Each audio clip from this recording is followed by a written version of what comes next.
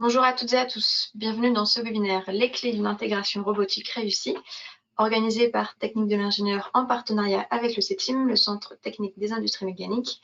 Il est animé aujourd'hui par Alexandre Bayeul, responsable technique d'affaires en robotique au CETIM. Le webinaire va durer 1h30, donc il y a 1 heure de présentation suivie d'une session questions-réponses de 30 minutes. N'hésitez pas à poser toutes vos questions dans le chat pendant l'intervention. C'est à vous. Merci. Eh bien, bonjour à tous. Donc, comme j'ai été bien présenté, je suis Alexandre Bayeul, donc responsable technique d'affaires. Et moi, je m'occupe en fait d'accompagner les entreprises dans leurs projets d'automatisation et de robotisation, de la définition du besoin, donc on va le voir ensemble ce que ça signifie, à la réception de la solution dans l'atelier, donc vraiment avoir la cellule chez le client, en passant évidemment par les étapes clés qu'on va parcourir aujourd'hui. Donc, quels sont les objectifs de cette web découverte? Ça sera décrire les structures robots et leur niveau d'interaction pour avoir en fait une vue sur comment est-ce ces technologies vont interagir avec les étapes, présenter les grandes étapes de ce projet de robotisation, mettre en lumière les apports de la robotisation d'une manière globale pour voir qu'est-ce que ça peut vous apporter et quels sont les avantages et les inconvénients de la robotisation. Et enfin, présenter les apports du CETIM et ce que nous, on propose pour pouvoir réaliser ces étapes. Donc là, ça sera le plan, je ne vais pas passer beaucoup de temps dessus. Alors, en guise d'introduction, je vais vous présenter un peu une évolution des exigences de deux parts. D'un premier côté, on a l'évolution des exigences de la société et de ceux qui vont venir travailler. On a un intérêt qui est décroissant pour les métiers manuels et les métiers pénibles. La sensibilité dans le milieu du travail, elle est de plus en plus présente, c'est-à-dire que les métiers physiques sans valeur ajoutée, avec beaucoup de manutention, ce n'est pas quelque chose qui va attirer les talents et on se retrouve avec un manque de personnel. On a de plus en plus d'exigences dans le sens du travail, c'est qu'on n'accepte plus maintenant des tâches sans valeur ajoutée et on veut mettre à profit l'ensemble de nos compétences. Et on aura toujours cet aspect sécurité où on veut travailler en sécurité sans se mettre en danger. L'autre face de la même pièce, c'est forcément les industriels et ceux qui vont employer ces personnes et la main-d'œuvre qualifiée. Elles ont toujours un besoin de recrutement et de compétitivité. Cet aspect compétitivité qui a été exacerbé par la crise récente, où on s'est rendu compte qu'il fallait toujours être en compétition avec soit des acteurs en France, soit à l'extérieur. Et également, on a besoin d'une réactivité en lien forcément avec cette compétitivité. Réactivité au niveau du client pour répondre tout de suite à la demande, pour avoir des nouvelles demandes et les traiter rapidement, ne pas avoir des délais qui s'allongent. Et enfin, le dernier point qui est en augmentation, c'est la relocalisation, donc qui fait un lien direct avec le discours du président d'il y a quelques jours, où le plan, c'est de réindustrialiser la France. Et la robotisation, ça pourrait être un des outils pour réindustrialiser la France. Maintenant, il y a une diminution forte de la main-d'œuvre qualifiée. On ne trouve plus des certaines typologies de métiers qui sont justement réputées pénibles. On peut penser à des sableurs ou des personnes avec une grande technicité. Et la pénibilité et les tâches monotones, on essaye de les diminuer le plus possible. On a également un problème qui est de plus en plus présent et en tout cas, on prend de plus en plus en compte, ce sont les TMS. Donc les TMS, les troubles musculo-squelettiques, qui sont des maladies professionnelles qui arrivent sur le long terme avec des tâches répétitives, avec des charges plus ou moins lourdes. Mais voilà, c'est surtout la répétitivité qui fait les TMS. Donc on en revient encore une fois à la pénibilité des travaux.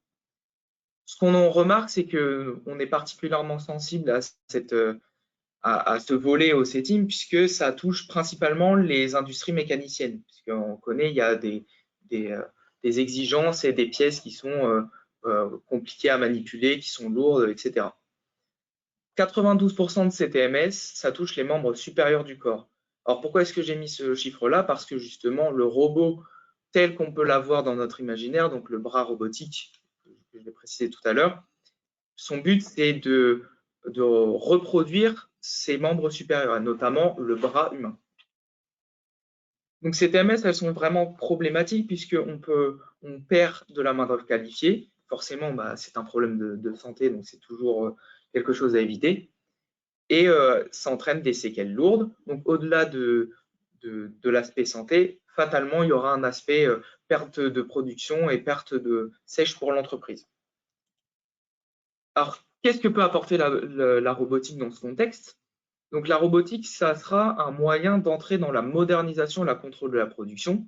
On parle beaucoup d'industrie 4.0. L'industrie 4.0, une de ses forces, c'est de mettre en communication l'ensemble de son appareil productif et robotiser ou automatiser une cellule, un poste existant, c'est mettre le premier pas vers cette communication entre les postes. C'est une utilisation des ressources au mieux. Donc, utilisation des ressources au mieux, qu'elles soient humaines ou énergétiques, c'est-à-dire qu'on va pouvoir piloter assez finement la cellule et on va pouvoir surtout mettre la ressource humaine à sa juste place. C'est-à-dire qu'un robot, il va pouvoir faire beaucoup de choses, mais l'humain, lui aussi. Et le but, c'est de mettre la personne là où elle sera le plus génératrice de valeur et là où elle pourra également s'épanouir plus que dans des tâches rébarbatives comme le chargement, le déchargement ou la manutention d'un point A à un point B. Ça permet également, donc, comme je le disais également, de gagner en flexibilité, en réactivité, puisque notre appareil productif, on s'éloigne un peu de la machine, mais j'y reviendrai aussi plus tard, c'est-à-dire que le robot, une de ses grandes forces, ça sera de s'adapter aux productions et aux productions de demain. Ça permet également d'acquérir de nouvelles compétences, donc comme je disais l'IoT, mais aussi la robotisation qui est amenée encore à se développer. Ça dynamise les secteurs et ça attire les talents. C'est vrai que c'est un effet également vitrine de voir que les tâches sont moins pénibles et on a cet aspect robot un peu science-fiction tel qu'on l'a dans l'imaginaire collectif où ça peut attirer une certaine partie des talents. Ça permet de sauvegarder l'emploi en relocalisant une partie de la production tout en maintenant les coûts à un niveau raisonnable. Et ça améliore la qualité de vie au travail puisque les tâches pénibles et les tâches dangereuses pourront être données à une machine. Donc maintenant, je vais rentrer un peu plus dans la robotique et la robotique collaborative à proprement parler. Donc de quoi on parle et quelle est un peu la situation actuelle. Donc, qu'est-ce qu'un robot? On va commencer par une définition. Donc, selon une norme, c'est un mécanisme programmable actionné sur au moins 2 axes avec un degré d'autonomie, se déplaçant dans son environnement pour exécuter des tâches prévues. Ce qui est important de noter dans cette définition, c'est que ça sera programmable. Donc, ça veut dire qu'à chaque changement de tâche, il y aura une programmation à faire. Actionné sur au moins 2 axes. Donc, on ne parle pas des pistons simple action, de dispositifs qu'on peut voir dans les machines. C'est un peu plus complexe que ça.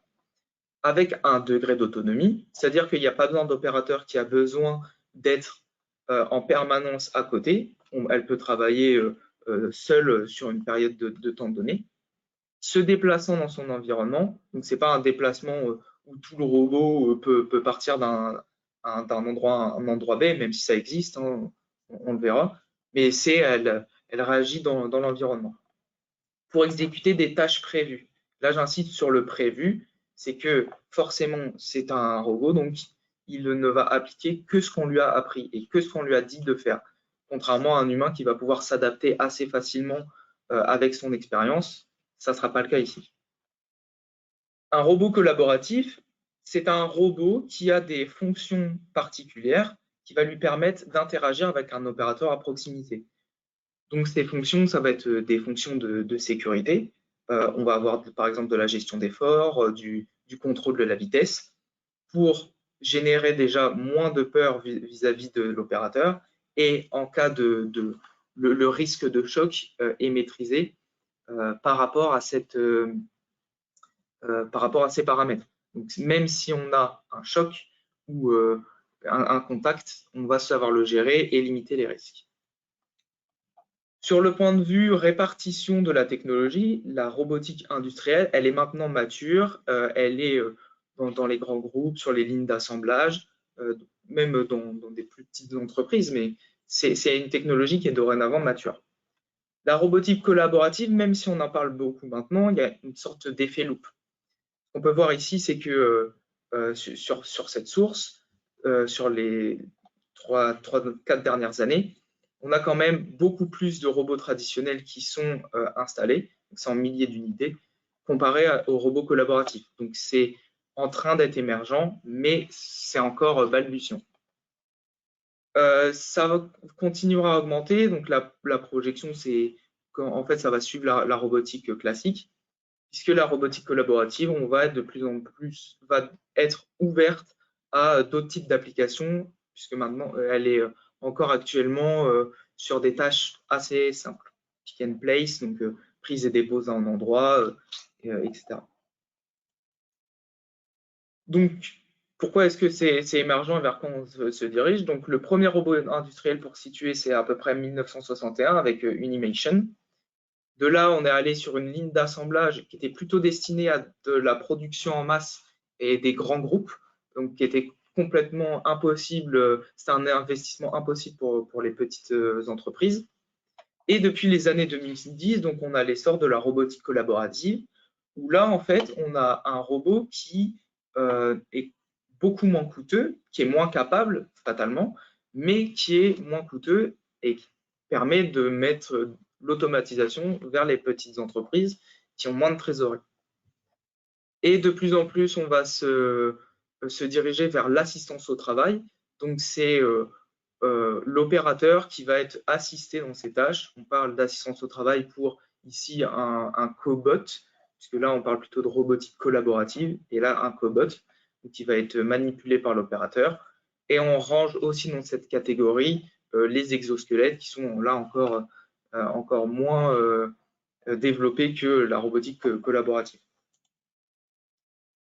Donc, au niveau des niveaux d'interaction, donc comme on l'a vu juste sur finalement la slide précédente, on va avoir différents niveaux d'interaction en fonction de la technologie.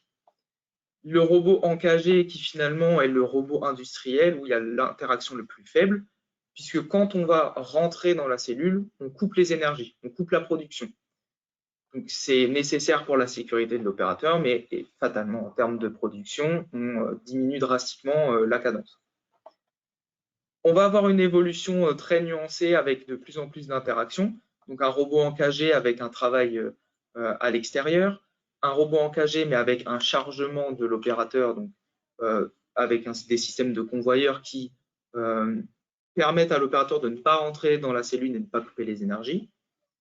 Et là, on va avoir maintenant, avec les robots collaboratifs et les cobots, des cellules ouvertes de l'assistance au geste, où là, on peut avoir l'opérateur à proximité de la solution sans couper les énergies.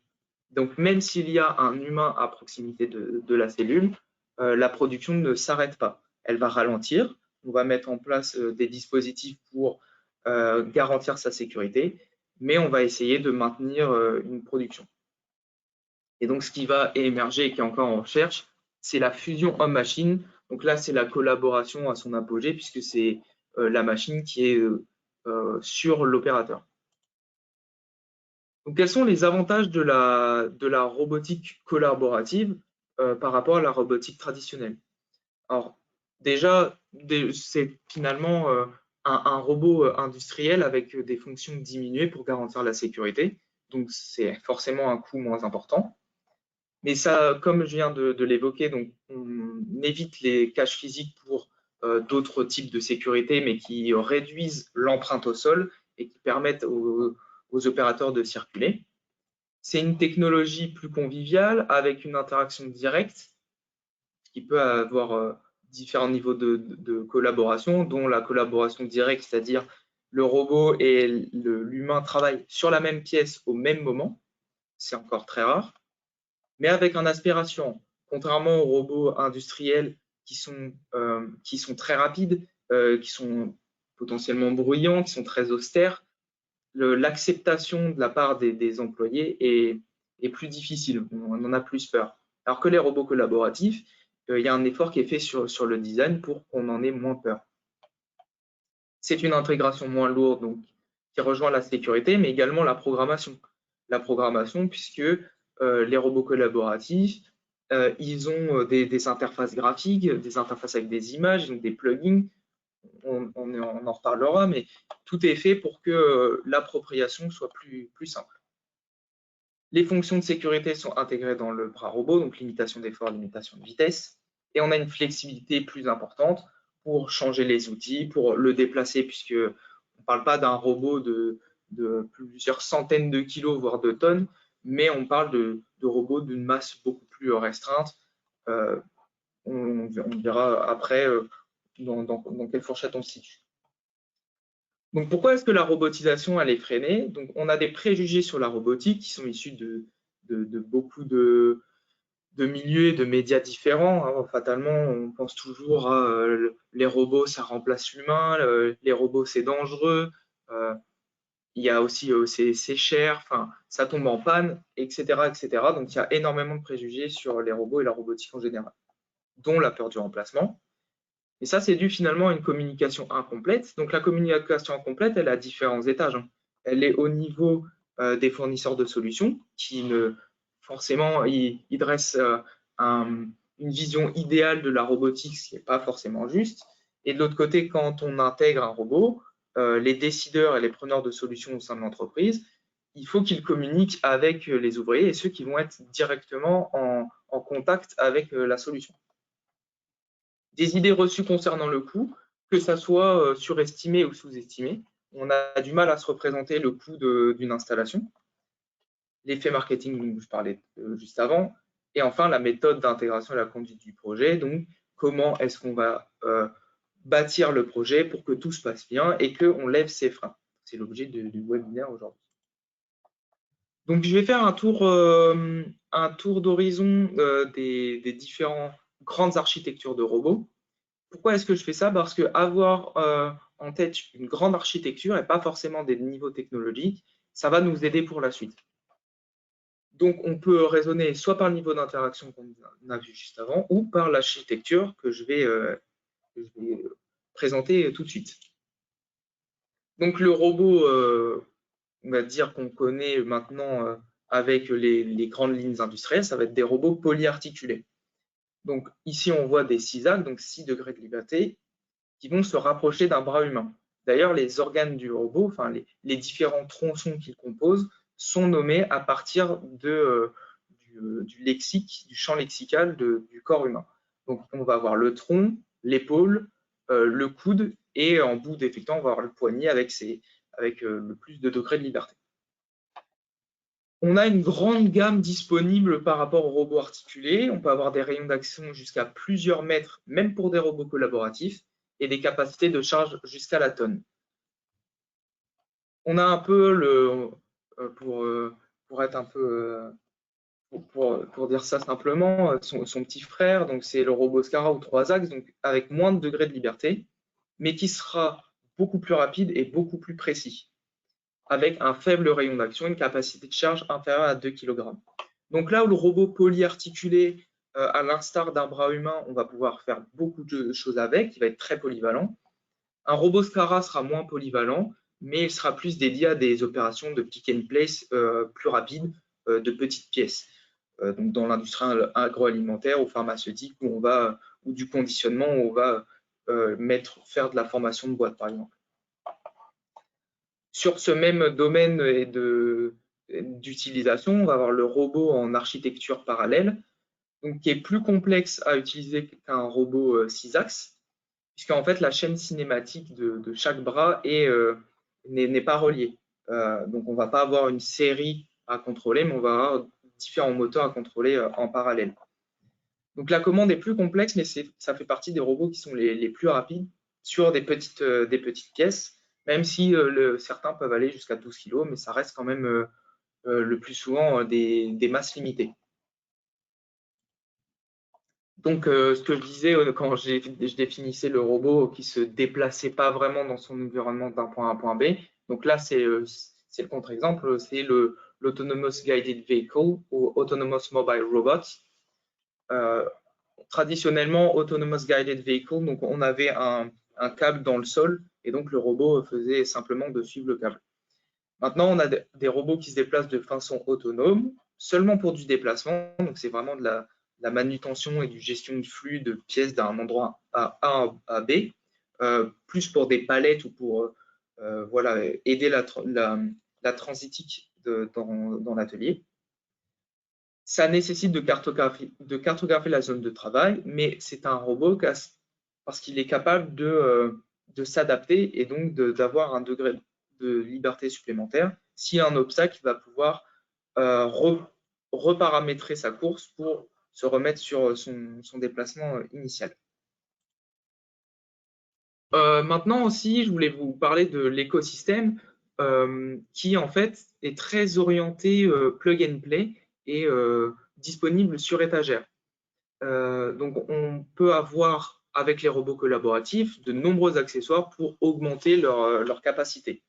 Donc si on a deux machines distantes qu'on veut servir, on peut avoir des 7e axes, on peut avoir beaucoup du système de vision, des systèmes de scanner qui vont venir en fait augmenter la capacité de la cellule et donc lui permettre de réaliser plus de tâches qui étaient traditionnellement réservées aux humains et qui étaient quand même pénibles. Et donc d'autres fonctions avec des capteurs d'effort pour essayer de se rapprocher du contact humain. Donc voilà sur cette partie. Donc pourquoi est-ce que c'est important de l'avoir en tête, les grandes architectures? Parce que dans les étapes clés que je vais présenter maintenant, c'est important d'avoir cette technologie en tête parce que ça va conditionner si on se donne les moyens d'aller plus loin et si ça vaut le coup de se lancer dans toute la démarche. Donc la réflexion amont d'un projet de robotisation, ça commence par quelque chose de fondamental, c'est que l'homme et le robot sont très différents et chacun est complémentaire. Là où l'humain va pouvoir analyser une situation qu'il ne connaît pas à une gestuelle très complexe, va pouvoir apprendre de ses erreurs et même apprendre facilement avec un autre interlocuteur ou d'humain à humain, il va pouvoir également décider en fonction de situations inconnues. Là où le robot, sa zone d'interaction est conditionnée par ce qu'on lui a programmé. Et la transmission du savoir de l'opérateur vers le robot peut parfois être compliquée. L'opérateur, il a une manière d'approcher, il a un visuel, il a une expérience. Par exemple, ce qui va être compliqué de robotiser, ça va être tout ce qui va être touché. L'opérateur va venir toucher sa pièce et décider s'il doit, par exemple, la poncer un peu plus. Donc, il a en fait cette expérience qu'on ne peut pas vraiment transmettre à un robot. Mais le robot, sa grande force, c'est sa reproductibilité, c'est sa répétabilité. Il est infatigable, du coup, il va pouvoir travailler sur des grandes périodes de temps, sur des grandes productions, et potentiellement avoir une haute cadence. Donc, ces deux interacteurs qui ne se remplacent pas l'un l'autre et qui doivent travailler de concert pour vraiment qu'on arrive à une solution idéale. Donc, il y a plusieurs critères de décision pour savoir si on va robotiser. Au-delà de identifier les tâches robotisables, donc ça va être les tâches répétitives qui sont dangereuses à faible valeur ajoutée. On parlait de manutention, de chargement, déchargement. C'est typiquement ce qui est très facile à robotiser et qui pour un humain n'a strictement aucun intérêt. Ce qui est important aussi de noter, et je vais insister là-dessus, c'est la maturité du process. Si un process n'est pas mature, si un process n'est pas maîtrisé, si on n'est pas capable de définir clairement les étapes qui sont à réaliser pour réaliser une action et mener à bien les opérations sur le poste, la robotisation, elle va être très compliquée, puisque c'est pas un organisme, le robot est programmable, donc si on n'est pas capable de programmer ses actions et de les connaître à l'avance, ça va être très compliqué. De la même manière, s'il y a beaucoup de contrôles qu'on ne sait pas expliquer, typiquement la phrase c'est « oui, l'opérateur est fait comme ça, mais pourquoi ?» Parce qu'il le sait. Oui, mais il faut réussir à objectiver et à mettre des mots et mettre des critères sur ce que va faire l'être humain. Donc ça, c'est extrêmement important. et un process qui n'est pas mature, pas maîtrisé est voué à l'échec dans l'automatisation ou la robotisation. Au niveau des perspectives, donc ça rentre plus dans un aspect stratégie sur le long terme. Quand on va venir installer une cellule, il faut avoir une stratégie sur le long terme. Qu'est-ce qu'on va vouloir faire? Est-ce qu'on va vouloir accéder à un nouveau marché? Est-ce qu'on veut augmenter la productivité? Est-ce qu'on veut réduire les coûts? Est-ce qu'on veut juste améliorer son image? Ça peut être attirer des nouveaux talents et attirer une main-d'œuvre qualifiée, ou alors simplement être dans la continuité de son image. On parle maintenant beaucoup d'écologie. Ça peut être une manière de rentrer, de dire bah, nous, on maîtrise notre consommation, on gère au mieux les ressources. Donc, ça peut être juste améliorer son image. Mais il faut savoir la typologie de technologie et comment on va mener le projet ne sera pas la même selon les objectifs. Au niveau de l'ergonomie, donc on a parlé des réductions des TMS. Donc, pareil, si le but c'est la réduction des TMS et la qualité de travail des opérateurs, on va avoir des aménagements supplémentaires ou qui ne seront pas les mêmes dans cette optique. Et enfin, au niveau de la gestion des compétences, donc qui ne sera pas à négliger, puisque le but c'est de conserver les savoir-faire. Si un opérateur va être assisté, il faut quand même qu'il soit maître de ses compétences et c'est lui qui va être le garant finalement de la bonne exécution de la tâche par le robot. Donc c'est lui qui va être entre guillemets le garde-fou. Il ne faut pas non plus négliger que une cellule robotisée ou une cellule automatisée, ça demande des nouvelles compétences qui ne sont pas forcément déjà présentes en entreprise. Donc, il faut garder en tête qu'il y aura des plans de formation à faire, il y aura des compétences à acquérir pour les opérateurs et il va falloir responsabiliser les équipes pour les amener vers l'utilisation de ce nouveau moyen. Donc, au niveau des compétences nécessaires, toutes les strates de l'entreprise sont concernées. On pense d'abord évidemment à l'opérateur qui va être tout de suite en contact avec le robot, mais ça va beaucoup plus loin que ça. Ça va sur la service maintenance, comment est-ce qu'on va maintenir le robot, comment est-ce qu'on va faire, comment est-ce qu'on va changer potentiellement les outils, comment est-ce qu'on remplace les éléments, c'est des technologies qui sont particulières. Le bureau des méthodes qui va devoir réaliser potentiellement un changement, une adaptation du processus pour que le robot soit capable de le faire et qu'il y ait moins de latitude comparé à un travail humain où l'humain, même si le processus n'est pas parfait, il va savoir le corriger avec son expérience. Au niveau du BE pour concevoir des nouveaux outils. Donc, tout ça pour dire qu'il faut garder en tête que toutes les compétences sont nécessaires. Et quand on va former l'équipe projet, donc qui est finalement la première étape, est vraiment quand on dit OK, j'ai identifié une tâche, on va constituer l'équipe projet et au moins, pas forcément dans tous les travaux, mais on va devoir être en contact avec tous les services pour couvrir l'ensemble des domaines. C'est important parce que quand on analyse uniquement le poste et ce qui est plus nous importer, ça sera en fait un investissement sur le court terme. C'est-à-dire que, OK, on va gagner peut-être du temps opérateur.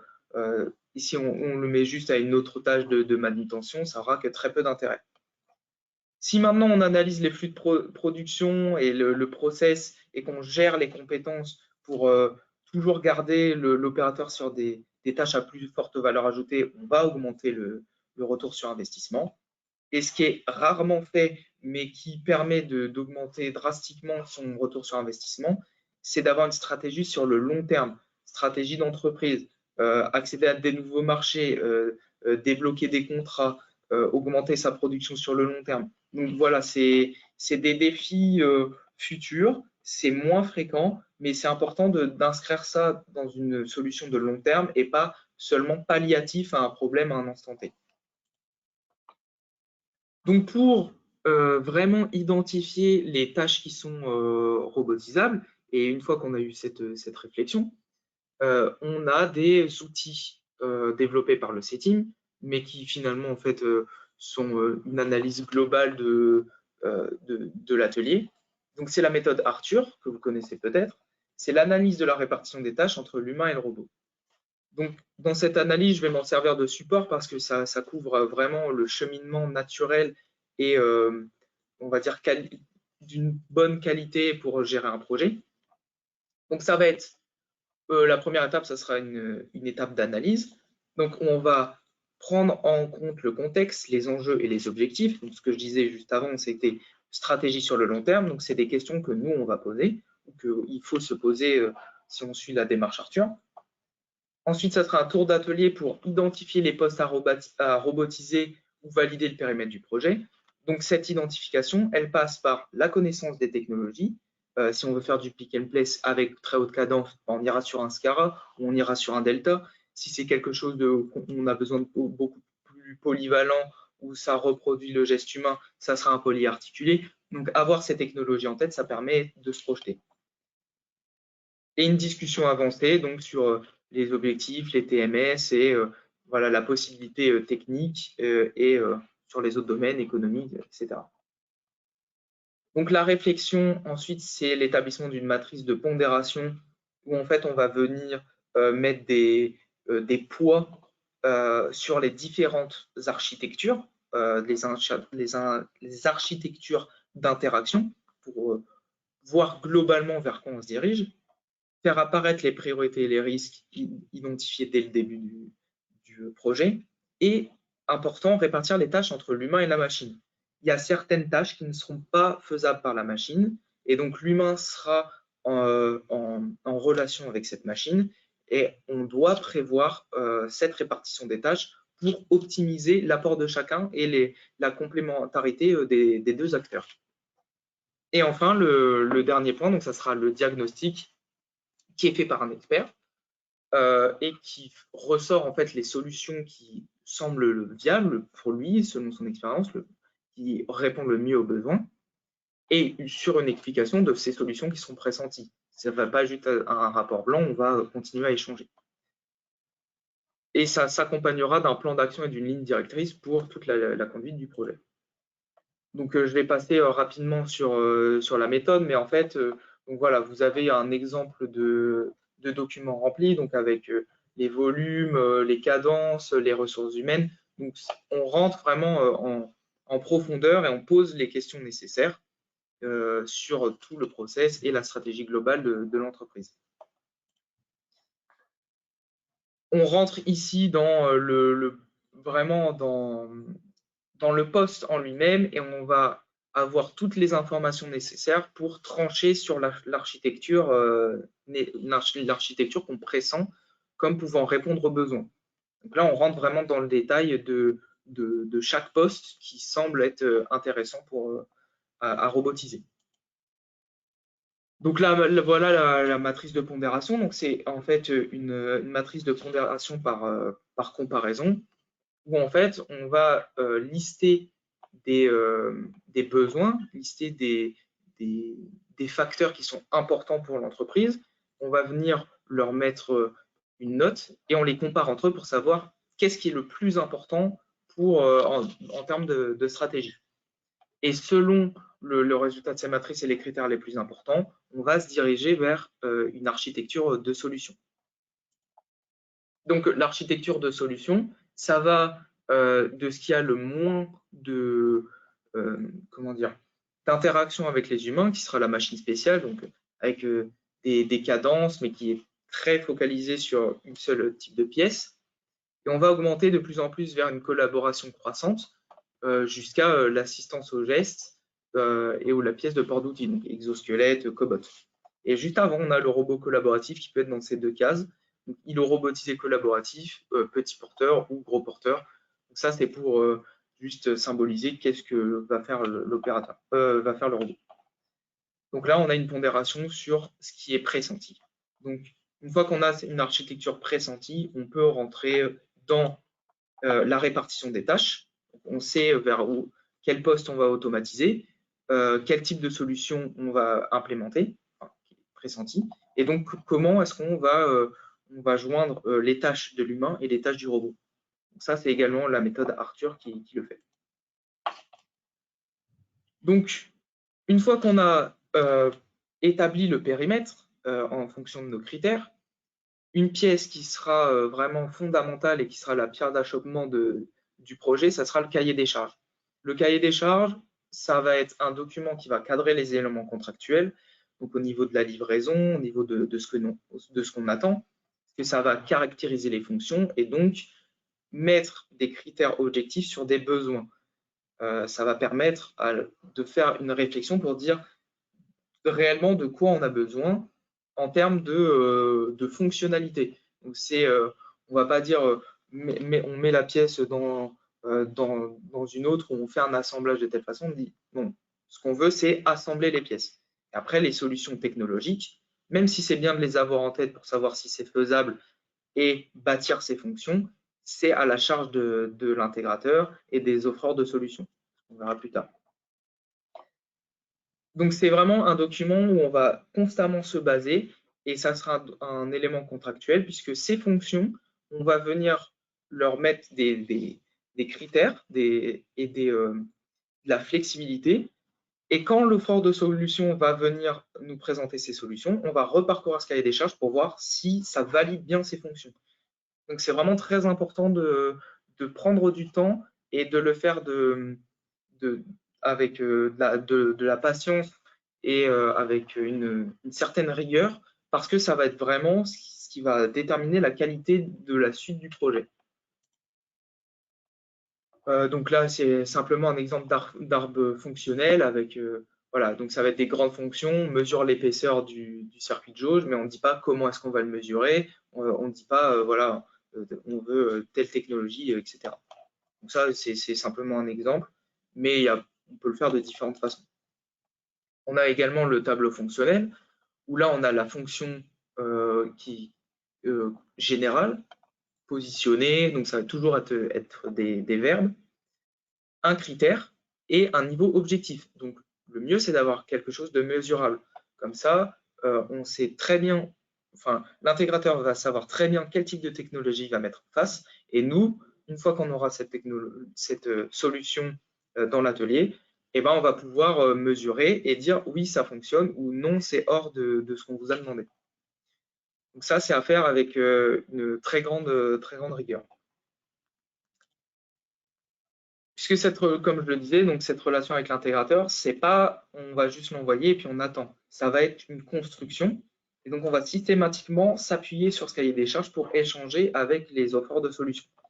Donc, pour faire le lien entre les besoins, le potentiel technologique, on a le cahier des charges et l'offre. Ça va être des va-et-vient permanents pour répondre parfaitement aux besoins en fonction des évolutions qui peuvent, pendant le projet, arriver, même si dans on va dire le projet idéal, on change le moins possible, on évite en fait de créer un nouveau besoin du jour au lendemain sur ce qui n'avait pas été identifié à la base. Donc ce cahier des charges qui sera, une fois qu'il sera terminé, on peut commencer une modélisation économique et communiquer sur ce projet. Donc ça va être très important de communiquer sur le projet. J'en parlerai après pour suivre l'ordre des slides, mais la modélisation économique, finalement, ça sera prendre en compte la production actuelle. Donc, est-ce que la solution fournie et les cadences qui sont à respecter va pouvoir me faire entrer dans un retour sur investissement qui est intéressant.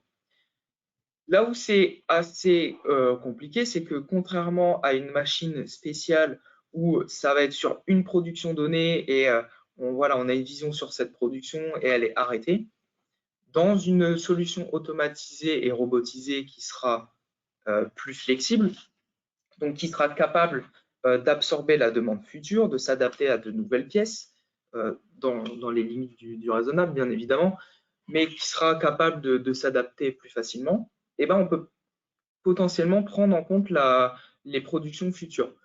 C'est un gain qui ne sera pas mesurable à l'instant T, mais qui pourra l'être sur le temps long.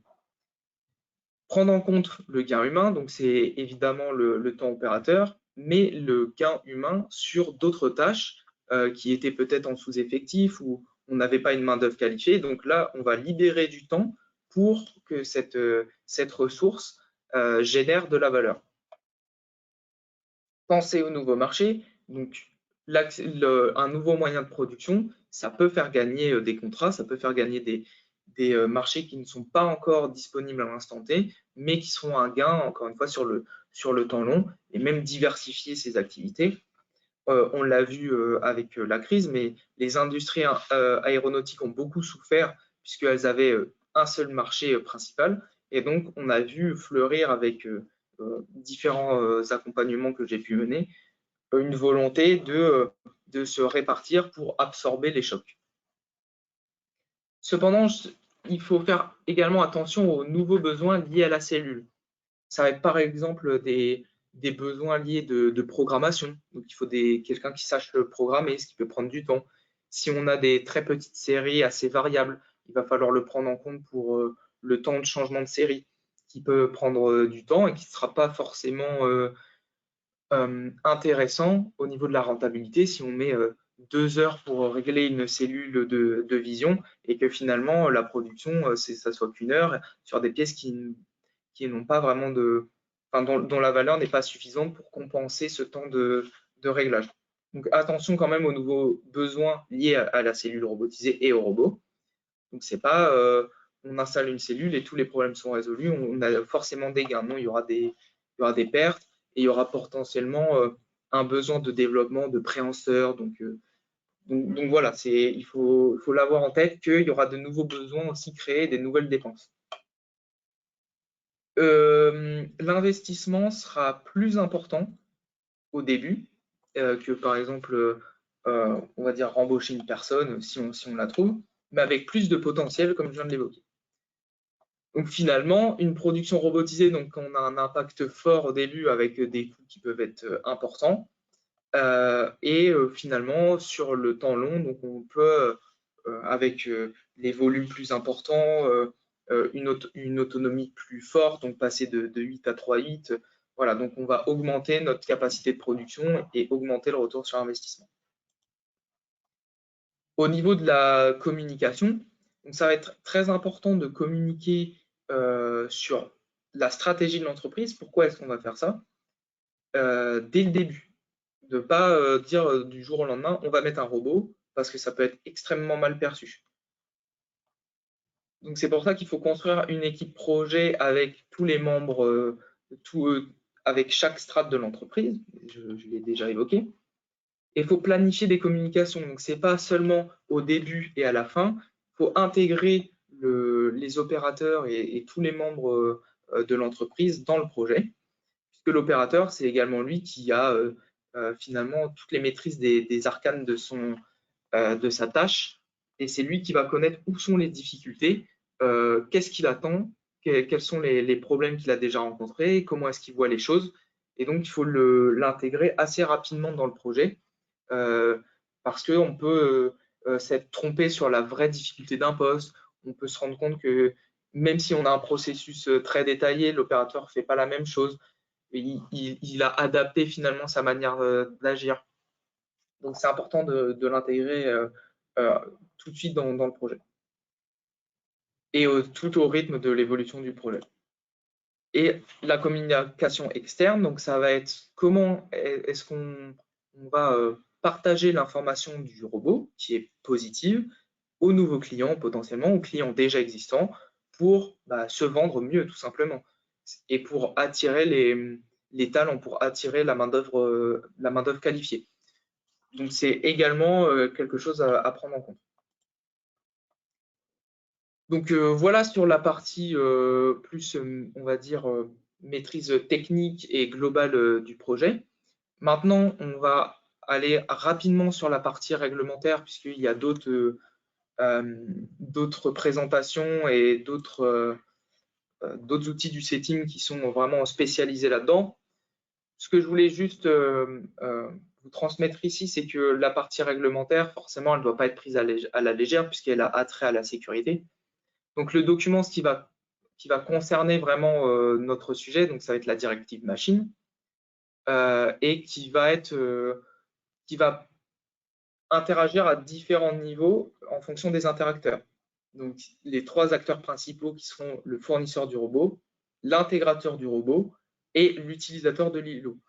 Donc, l'utilisateur de l'îlot robotisé, de la silo robotisée, comme vous voulez, n'a pas les mêmes devoirs que le fournisseur et l'intégrateur du robot. Donc, pour parler rapidement des devoirs de chacun, donc le fournisseur du robot, lui, ce qu'il va fournir, c'est une quasi-machine. C'est-à-dire que le robot tel qu'il est, vous n'allez pas pouvoir en faire grand-chose. Il va juste bouger, mais il va rien faire. Donc, pour le rendre, pour qu'il puisse produire, pour qu'il puisse faire des actions, il va falloir l'équiper avec des préhenseurs, avec des convoyeurs. Donc, il ne peut pas fonctionner tout seul. Donc, ce marquage, il a un premier marquage en tant que quasi-machine, qui est un peu moins exigeante que la directive machine. Par exemple, un robot collaboratif, quand il est vendu tel quel, il a des fonctions de limitation de l'effort, etc. Mais si on met un outil coupant au bout, si on met un couteau, bah, il ne sera plus collaboratif. On a beau avoir une gestion d'effort et une limitation des vitesses, c'est dangereux.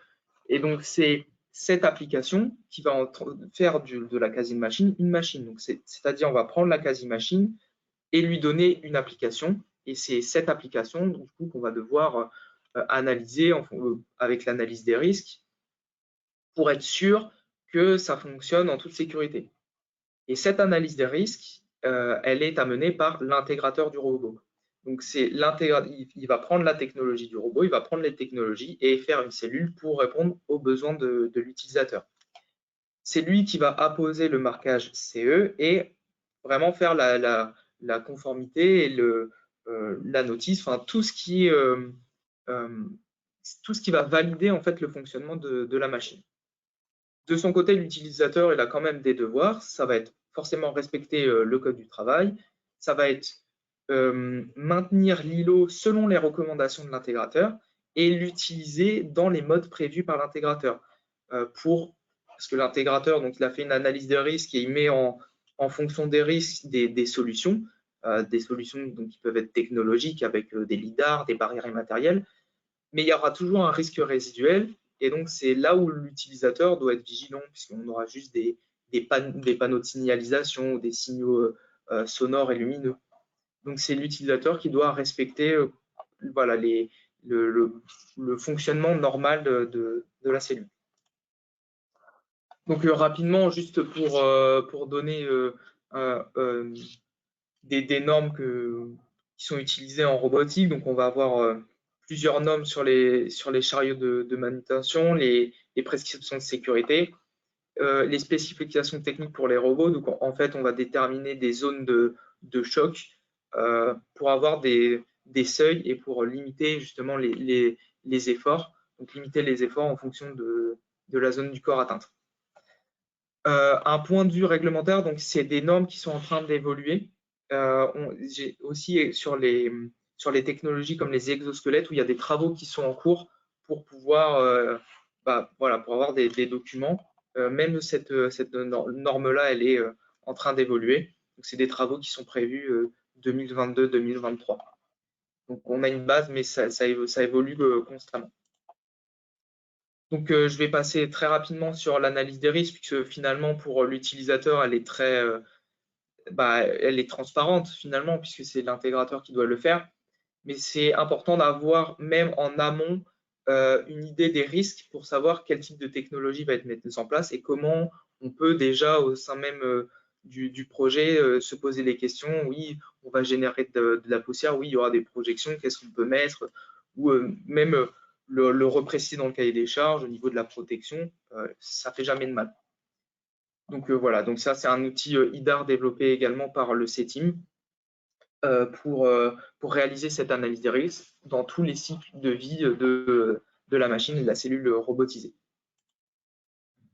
Donc pour résumer donc le processus, donc on a différentes étapes qui interviennent pour intégrer son robot.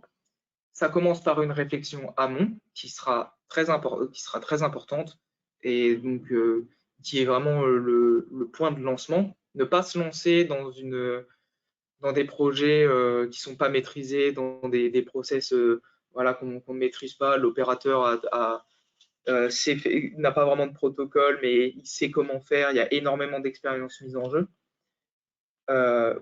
Savoir aussi où est-ce qu'on veut faire les objectifs, ne pas acheter un robot pour acheter un robot. Il faut vraiment qu'il y ait une application définie, et donc c'est le but de la réflexion amont. Le cahier des charges, donc, qui sera la pierre angulaire du projet et qu'il faut vraiment faire avec beaucoup de soin, parce qu'on va toujours revenir dessus et ça va conditionner la qualité des offres et la qualité finale de la cellule. Ça permet également de gagner du temps en imprécision, en contact téléphonique ou en mail avec les intégrateurs parce qu'ils ne comprennent pas vraiment la demande. La consultation, donc c'est contact avec des intégrateurs qui ont potentiellement des compétences métiers qui vont savoir aussi, qui vont pouvoir apporter leur expérience vis-à-vis du poste à robotiser. La comparaison qui va passer par une matrice de comparaison des offres et le choix du partenaire, donc que je n'ai pas détaillé parce que finalement c'est juste valider les points du cahier des charges et s'assurer que l'intégrateur a bien compris le besoin et répond bien aux fonctions demandées. Suite à ça, donc on va avoir une phase d'industrialisation du moyen, donc qui va être la conception de la part de l'intégrateur et la fabrication du moyen, qui va nous amener une réception provisoire. Donc là encore, on va aller chez le fournisseur de solutions, muni du cahier des charges, pour valider que potentiellement tout ce qui a été, tous les points flous ou voilà, les incertitudes soient levés et qu'on valide que les fonctions soient remplies par la cellule. On peut faire même généralement, on teste des pièces pour voir si on arrive bien à contrôler la machine et si elle fait les opérations demandées avec une bonne qualité. Suite à ça, donc, on a une réception définitive qui sera sur le lieu de l'entreprise. Donc ça, c'est vraiment la machine arrive dans l'entreprise. On revalide encore une fois. Et là, on teste en conditions réelles pendant une période d'essai. Donc ça, c'est vraiment l'épreuve du feu de la cellule et du robot pour voir si ça fonctionne. Et enfin, la phase d'utilisation, où on va apprendre à interagir avec la cellule, on va peut-être découvrir des nouveaux moyens de la conduire, on va toujours se focaliser sur le ressenti de l'opérateur, à l'utilisation, comment est-ce qu'il ressent, s'il y a des choses à améliorer. Donc, c'est pas parce que c'est définitif, donc on l'a reçu, il y a toujours une conduite à mener pour des points d'amélioration et pour que la cellule soit toujours utilisée dans des bonnes conditions et en sécurité. Donc finalement, un petit point sur les essais de faisabilité. Donc j'ai mis clé entre parenthèses parce que c'est pas toujours nécessaire. C'est toujours un plus de faire des essais de faisabilité, notamment quand on a des variabilités, on n'est pas sûr du process, si c'est faisable. Et ben, on peut passer par une étape de faisabilité, donc qui peut être fait à différents niveaux, qui peut être fait via le CETIM avec les cellules dont on dispose, mais également avec le fournisseur de solutions au niveau du début du projet, où on a des incertitudes sur est-ce que c'est vraiment faisable, ben, on peut demander ces études pour se rassurer sur la suite du projet. Donc là, pour faire le tour rapidement des démonstrateurs et des études, donc vous avez maintenant en fait des cellules qui vont être facilement déplaçables. Donc là, on voit des robots collaboratifs UR, UR10, UR5, donc qui sont montés sur des chariots mobiles. Celui-là, il est un peu moins mobile, je ne vais pas vous le cacher. Celle-là aussi, mais ça, c'est mobile, donc c'est pour faire du contrôle non destructif. Donc on peut voir avec les pièces et aller directement sur le site du client. Donc ça limite aussi les déplacements chez différents intégrateurs pour voir si la pièce est compatible avec ce moyen et avec le principe du robot. Donc voilà d'autres exemples de cellules mobiles avec un Omron, avec ici la CRFM, donc cellule robotisée flexible mobile, donc qui va être où on va designer différents types de préhenseurs pour faire des essais de faisabilité dans les entreprises et voir si l'investissement serait intéressant ou pas, ou si c'est juste il y a trop de difficultés techniques et du coup on part sur plutôt de la recherche et développement que simplement de la consultation. Donc là, on a une opération de pick and place avec de la vision, donc avec une caméra 2,5D. Donc on a un panel assez important de tâches qu'on peut réaliser, notamment avec cette cellule, il y a aussi du ponçage. Comme je disais, où le ponçage, ça peut être lié à un effort particulier. Maintenant, avec les capteurs d'effort de plus en plus précis sur les robots collaboratifs, on peut venir poncer et avec un effort constant, ou faire du bin picking, ou faire du débraquage. Ici, on a du vissage collaboratif. Donc là, on ne voit pas la tête, mais une fois qu'on arrive en contact, la tête sort. Donc, on a de plus en plus cette réflexion de protéger les outils, de protéger les applications pour que l'opérateur puisse travailler à proximité de la cellule. Donc, pour la dernière partie de cette présentation, je voulais faire un panorama des technologies et un peu démystifier les coûts, de savoir ce qu'on peut faire avec les technologies, même si j'en ai un peu parlé ici. Donc voilà, pour avoir une idée de ce qui est possible de faire. Donc au niveau des AGV et des AMR, donc j'en ai déjà parlé, mais ici on a des robots qui sont de plus en plus capables de gérer des environnements et des obstacles avec des capteurs de sécurité de type LiDAR qu'on peut voir généralement dans les coins. Ils sont capables d'optimiser leur déplacement, de contourner des obstacles. Donc, on a une gestion plus intelligente d'une flotte de robots qui permet d'éviter des embouteillages, ça permet d'optimiser les flux, ça permet de ne pas assigner un opérateur à juste du transport de charge sur une palette ou le mettre à des grandes valeurs ajoutées. Et on a aussi des fonctions suivies. Donc là, on a une sorte de collaboration avec l'opérateur qui ne veut pas porter les charges, ne veut pas tirer les charges. Donc, il va simplement montrer le chemin au robot qui, grâce à ses caméras, va pouvoir le suivre et s'arrêter quand il s'arrête. Donc, voilà, c'est vraiment le compagnon, un chariot motorisé finalement et automatique. Sur les bras collaboratifs, donc, il y a beaucoup de constructeurs, on va dire, historiques qui se placent maintenant sur le créneau, même si les leaders, ce sont les Universal Robots, avec une gamme relativement étendue, donc qui va de 3 à 16 kg. Et ce sont des robots qui sont beaucoup plus facilement programmables. Donc, il y a un Teach Pendant, qu'on ne voit pas ici, qui est en fait un écran tactile qui va permettre de programmer beaucoup plus simplement les robots. On n'a plus besoin d'être un roboticien pour programmer un robot, pour lui apprendre des points. On peut même le guider à la main. Donc, au niveau de la transmission du savoir-faire et des compétences, c'est plus simple qu'un robot traditionnel où ça va juste être des lignes de code. Donc, on a un panel assez grand. Exceptionnellement, il y a un robot collaboratif qui peut porter jusqu'à 250 kg, mais ça reste vraiment une exception. Généralement, on est sur, on va dire, de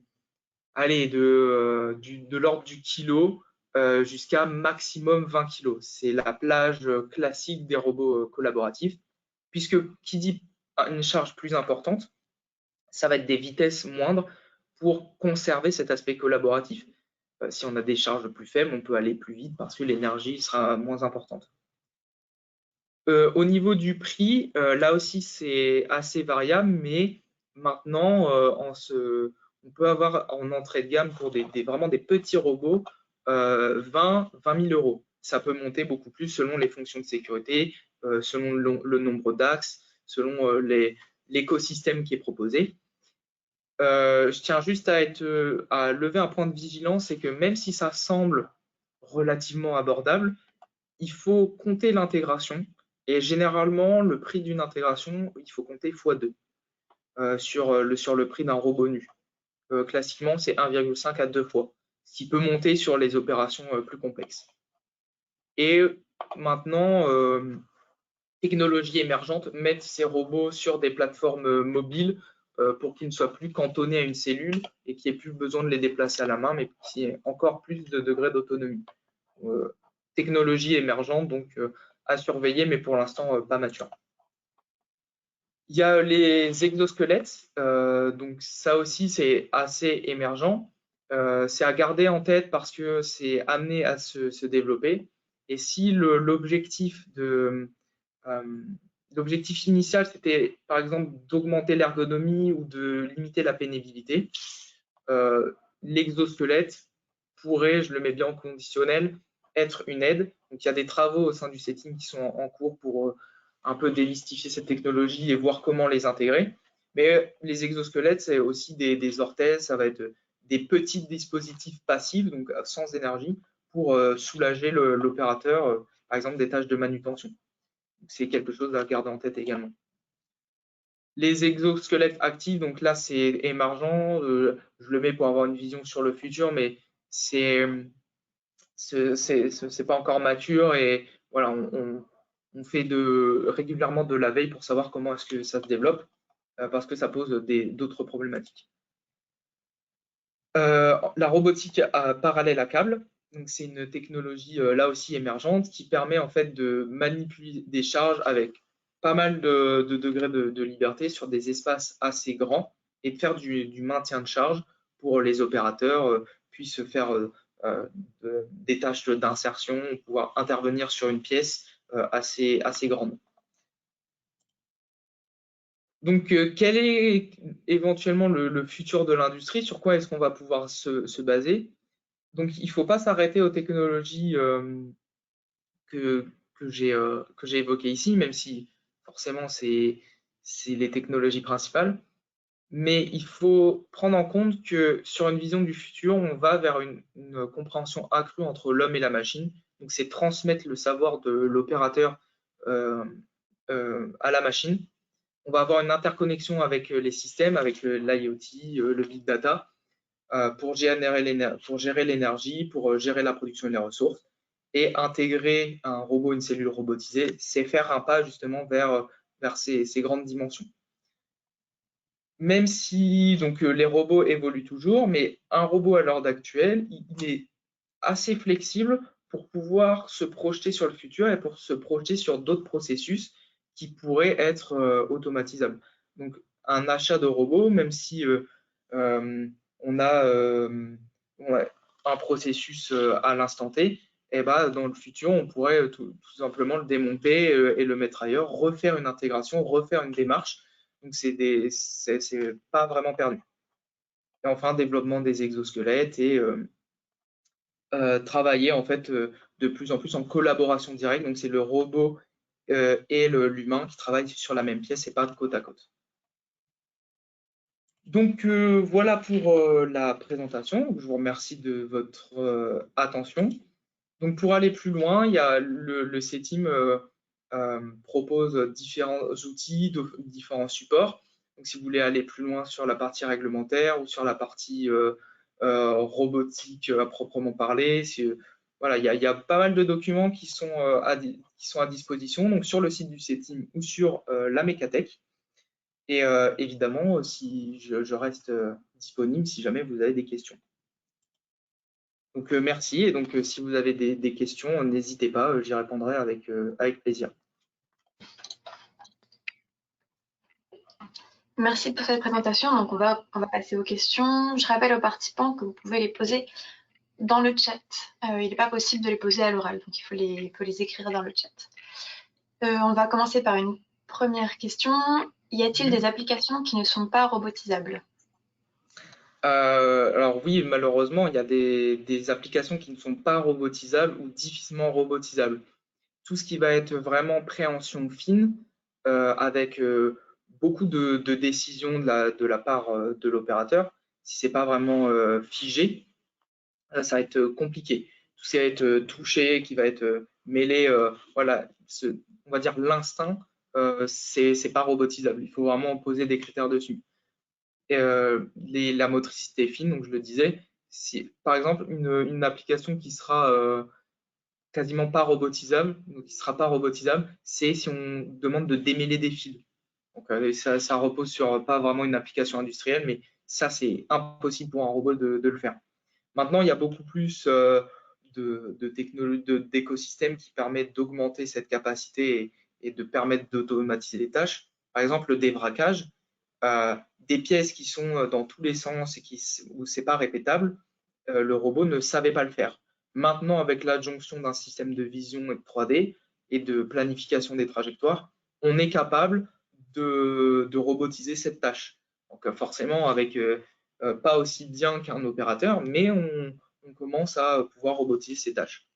Donc oui, malheureusement, il y a encore des tâches qui ne sont pas robotisables, mais dans le futur, on essaie de pallier à ces problèmes. Merci. Alors, pour répondre à la personne qui a demandé s'il y a un enregistrement de la formation, oui, ce sera, donc ça a été enregistré et le replay sera mis en ligne sur la chaîne YouTube de Technique de l'ingénieur d'ici 2-3 jours maximum, donc vous pourrez revoir la présentation en entier. Donc, une autre question qui a été posée, n'y a-t-il pas de gros freins éthiques à l'utilisation des exosquelettes qui soumet encore plus l'homme à la machine? Oui, alors tout à fait. Et donc, on est en train de travailler au sein du CETIM sur ces questions d'acceptabilité et d'acceptation. L'INRS aussi a fait un gros travail sur ce sujet. Ce qui est difficile, c'est que on a en fait une grande part de psychologie et on a une grande part aussi d'ambiance sociale parce que ça touche en fait à notre corps. Donc on a plus de mal à l'accepter et c'est aussi le regard des autres vis-à-vis des utilisateurs de cette technologie qui est assez compliqué à aborder. Donc effectivement, c'est quelque chose qu'on surveille, que l'INRS surveille, mais oui, c'est une question très pertinente. Ça pose des questions. Merci. Une autre question, les robots de soudage collaboratif MIG, MAG sont-ils utilisés désormais? Alors oui, vous avez désormais en fait, donc c'est assez large comme type de processus, mais il y a ça dépend des pressions, ça dépend des pièces, ça dépend de beaucoup de choses. Mais maintenant, il y a des kits. Donc, si je prends l'exemple d'Universal Robot, parce que je les connais, il y a des kits pour faire du soudage. Donc, en fait, c'est un kit qui se compose de, de, toutes, de tous les outils nécessaires pour équiper le robot, pour le protéger. Et on peut également avoir ce qu'on appelle des URCAPS, donc qui sont en fait des plugins et qui vont aider à la programmation pour cette application précise. Donc, ça va être la programmation par points avec certaines trajectoires, ça va être un apprentissage par l'opérateur. Donc, de plus en plus, les constructeurs et tous les équipementiers des robots se penchent sur des solutions sur étagère. Donc, oui, c'est complètement faisable. Une autre question, vous n'avez pas évoqué, enfin c'est pas vraiment une question, vous n'avez pas évoqué les technologies des équipements sans cage avec zone de détection, changement de vitesse et législation de ce type de cellules. Oui, alors donc c'est au niveau de l'interaction. Donc comme je le disais, les robots collaboratifs, ils ont des limitations d'effort, des limitations de vitesse. Et en fonction de l'analyse des risques du poste, on va pouvoir équiper la cellule avec, comme vous le disiez, par exemple, donc c'est des lidars. Si vous parlez de zones, c'est généralement des lidars. En fait, on va venir scruter le sol et on va pouvoir définir des zones d'approche. Quand l'opérateur va rentrer dans la zone du lidar, le robot va décroître sa vitesse pour s'adapter à la présence de l'opérateur. Et donc, on peut déterminer comme ça des différentes zones qui va juste du simple ralentissement à l'arrêt si l'analyse des risques a dit que, on a déterminé que c'était trop dangereux pour maintenir une certaine vitesse. Donc, il n'y a pas forcément, c'est assez libre sur la manière de gérer la sécurité, mais c'est vrai que traditionnellement, on met des lidars pour éviter les caches physiques. Ok, merci. Une question suivante, quelle est la durée d'un projet de robotisation?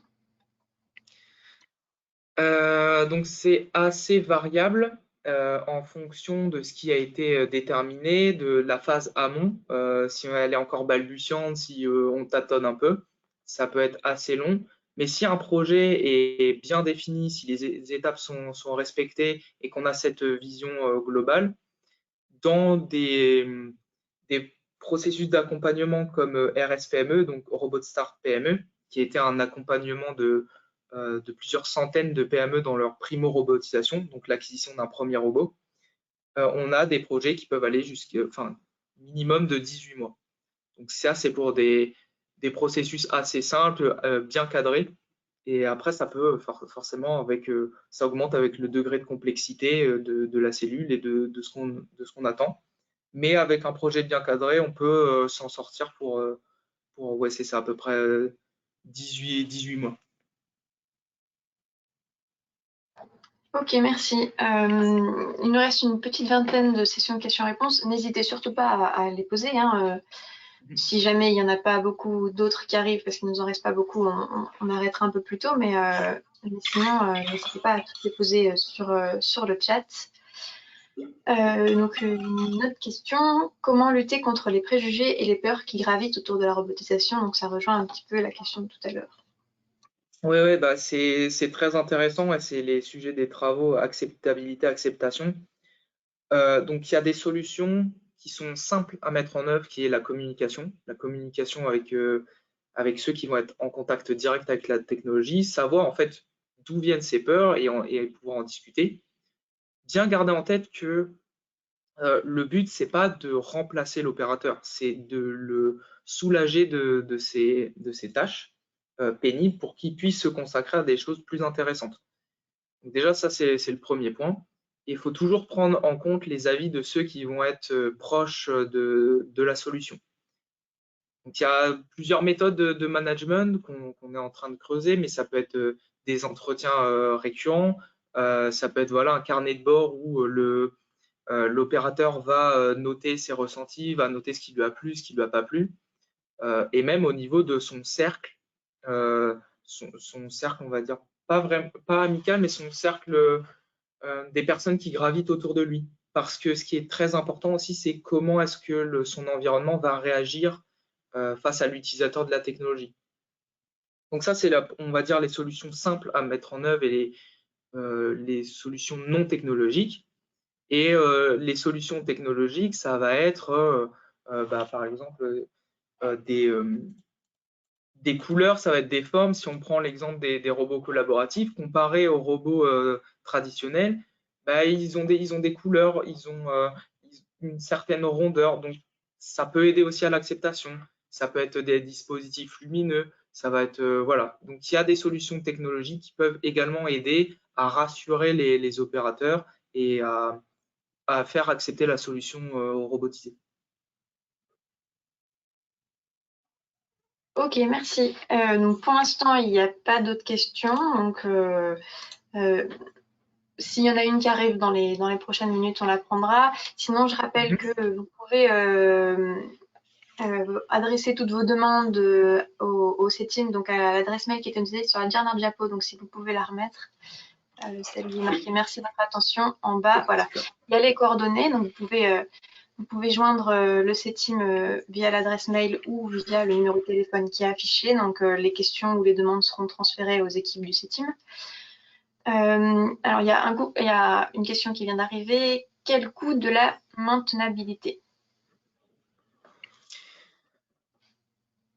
Là, encore une fois, c'est assez difficile de répondre. Alors, au niveau du robot, ça a besoin de très peu de maintenance. Le robot, il est construit pour fonctionner sur une certaine plage horaire, pendant une certaine durée. On parle de, par exemple, 30 000 heures, données classiques. Il y aura très peu de maintenance à faire à proprement parler sur le robot. Il y aura cependant de la maintenance logicielle, donc mettre à jour le teach pendant et les programmes. Ça va être plus de la maintenance en fait au niveau du préhenseur, mais ça c'est en dehors du robot. Donc c'est vraiment la partie effective, mais qui n'est pas vendue en fait avec le robot. Et après sur sur les autres technologies. Donc, si les AMR, ça va être potentiellement changer les roues, décrasser un peu les lidars, mais il y a peu de maintenance à faire. Ça va être plutôt ce qui est l'environnement direct. Ça va être potentiellement les automates, les convoyeurs. Ça va être tout ça qui va plus être à maintenir que le robot en lui-même, si c'était la question.